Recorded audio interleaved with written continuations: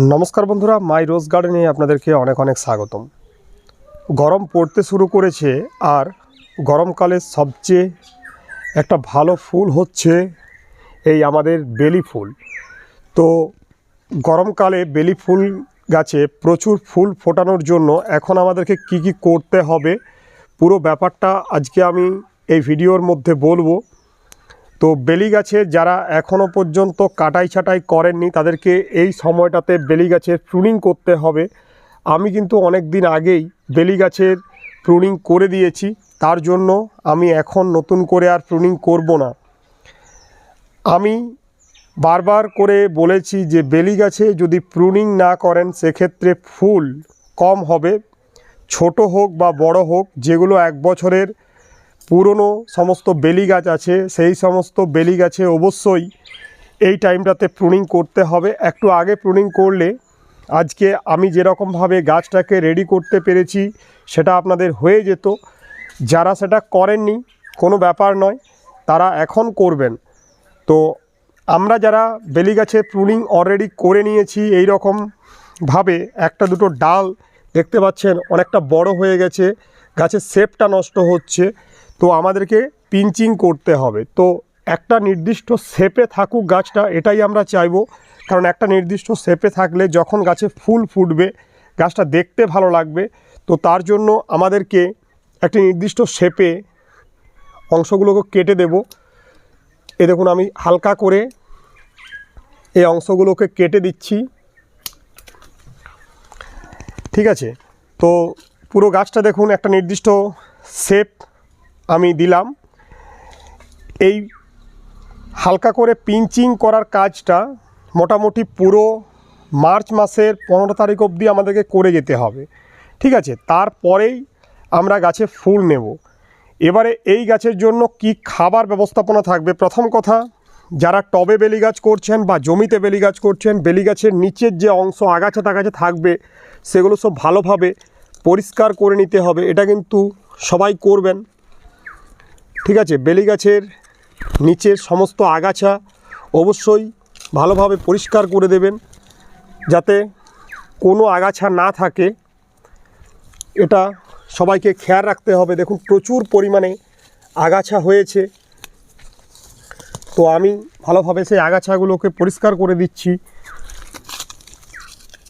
কারণ যেহেতু এবারে বেলি ফুলের টাইম চলে আসছে, তাই আমাদেরকে এখন থেকেই বেলি গাছে যে সমস্ত কাজগুলো থাকে সেই সমস্ত কাজগুলো ঠিকঠাকভাবে করে নিতে হবে। তাহলেই আমরা অনেক দ্রুত ফুল পাবো এবং প্রচুর পরিমাণে ফুল পাবো। দেখুন আমি খুব সুন্দরভাবে বেলি গাছের নিচের যে আগাছা ছিল সেই আগাছা পরিষ্কার করে দিলাম। বেলি গাছের জল দেওয়ার ক্ষেত্রে সবাইকে বলবো যেন মাটি একটু ভিজে ভিজে থাকে, ঠিক আছে।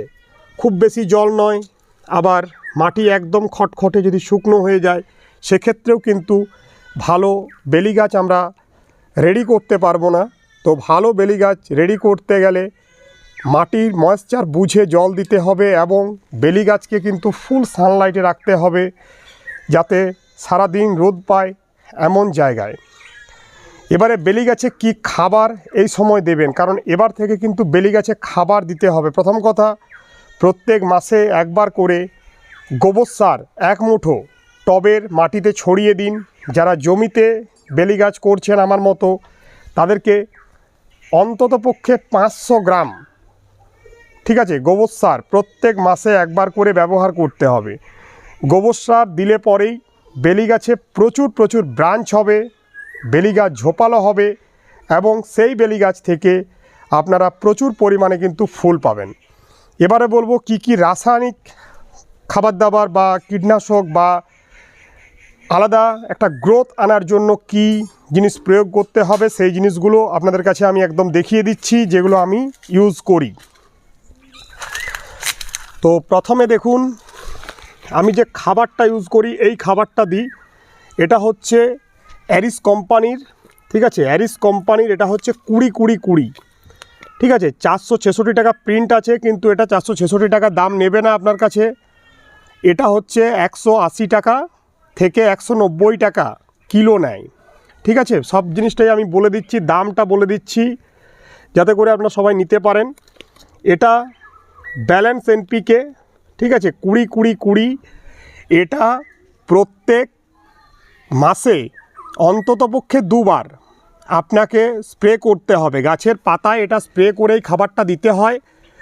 তাহলে কি হবে, এই পাতার যে কোঁকড়ানো ভাবটা আছে এটা চলে যাবে, গাছটার মধ্যে প্রচুর ব্রাঞ্চ হবে এবং গাছে কিন্তু প্রচুর কিন্তু ফুল পাবেন।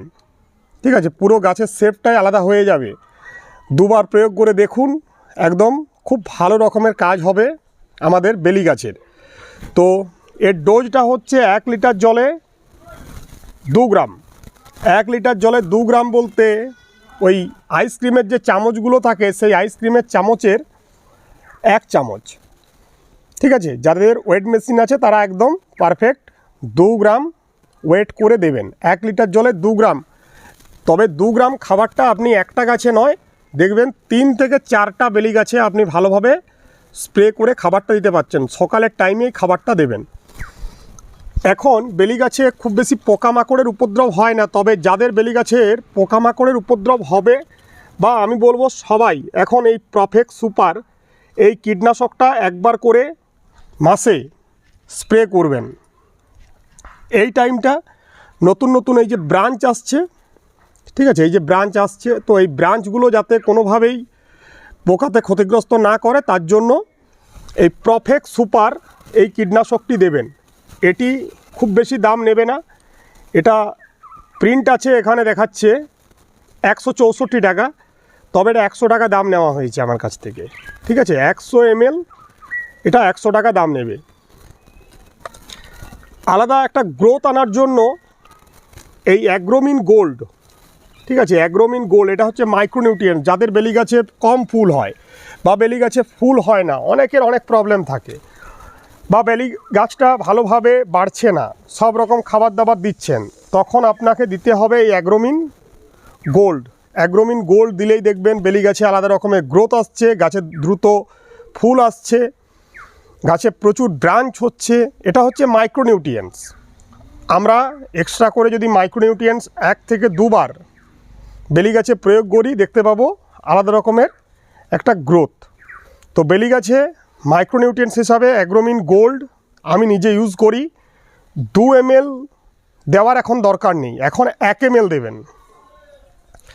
অ্যাগ্রোমিন গোল্ড অনেকে 2 ml করে বেলি গাছে ব্যবহার করতে বলে, তবে আমি আপনাদেরকে বলছি আপনারা 1 ml 1 লিটার জলে নিয়ে এখন স্প্রে করবেন হালকা মিষ্টি রোদে সকালের টাইমে।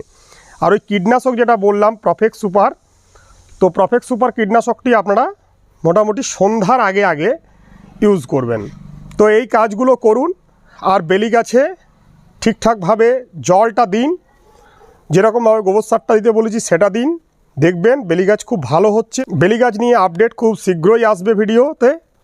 আর যা কিছু প্রবলেম থাকবে কমেন্ট সেকশনে কমেন্ট করবেন। আমাদের যে ফেসবুক পেজ আছে, গ্রুপ আছে মাই রোজ গার্ডেন নামে, সেই ফেসবুক পেজ এবং গ্রুপকে প্রত্যেকে সাপোর্ট করুন। প্রত্যেকে ভালো থাকুন বন্ধুরা, আজ এটুকুই।